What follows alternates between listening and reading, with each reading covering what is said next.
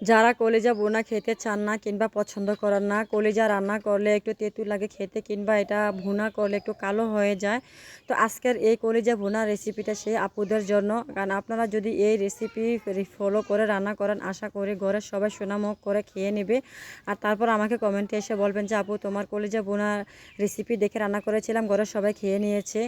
তো এই তো দেখুন আমি এক জাহির মতো কলিজা নিয়েছিলাম, কারণ কুরবানি দিয়ে এই কলিজাটা ভাগে পেয়েছি। তো আমার কাছে মনে হয়েছে কলিজার টুকরাটা একটু বড় হয়ে গিয়েছে, তার কারণে আমি এটাকে একটু টুকরো করে নিচ্ছি। তো আপনারা চাইলে এটাকে বড় ছোট করে রাখতে পারেন।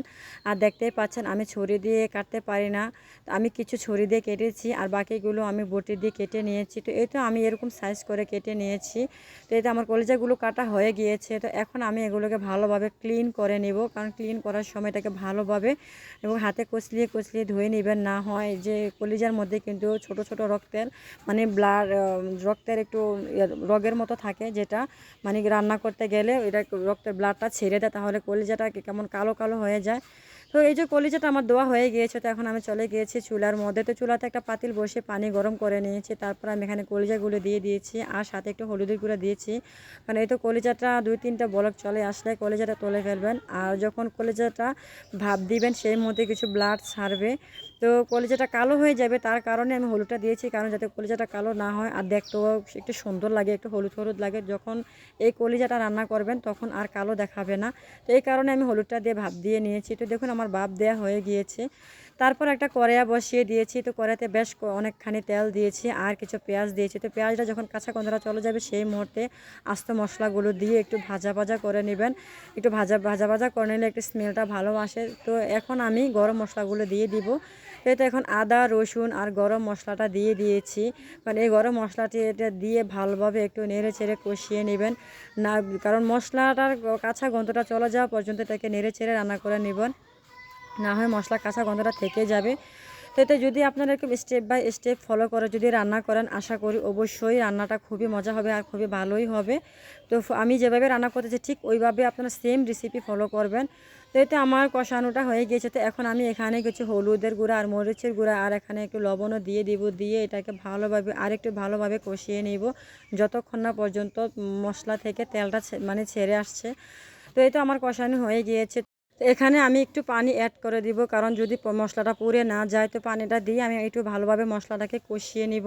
কারণ একটু পানিটা দিলে মশলাটা যাতে পুড়ে যাবে না, তো এই কারণে একটু পানি দিয়েছি, পানি দিয়ে একটু ভালোভাবে কষিয়ে নিব।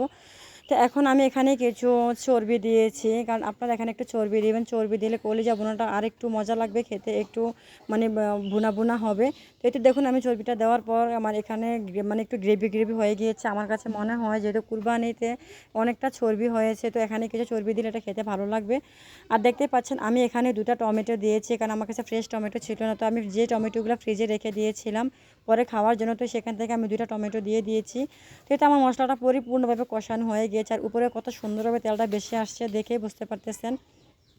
তারপর আমি এখানে কলিজাগুলো দিয়ে দিলাম। তো কলিজাগুলো দিয়ে একটু ভালোভাবে এটাকে মিশিয়ে এই পর্যায়ে চুলার জালটা কমিয়ে দিবেন, না হয় এটা ভালোভাবে কষাতে পারবে না। তো এটা দেখুন আমি কতটা সুন্দরভাবে কষিয়ে নিয়েছি, কারণ রান্নার কলিজার উপরে তেলটা বেশি আসছে। তো আমি এখন একটু ঝোল দিয়ে দিব। আর হ্যাঁ, আরেকটা কথা, আমি এখানে কিছু আলু দিব, কারণ আলুটা কিউব করে কেটে আগে থেকে সিদ্ধ করে নিয়েছি। তো এই তো দেখুন আমি এখানে আলুটাও দিয়ে দিয়েছি, কারণ যেহেতু কলিজাটা আমি অনেকক্ষণ ভুনা করে রান্না করে নিয়েছি, এখন আলুটাও দিয়েছি। তো এই পানির মধ্যে আমি এই কলিজাটাকে প্রায় 30 মিনিটের মতো এটাকে ভুনা ভুনা করে কষিয়ে নিব, কারণ এভাবে কষিয়ে রান্না করলে কলিজাটা খেতে খুব মজা হয়, কারণ কলিজার মধ্যে বেশি একটা পানি দেওয়া যায় না।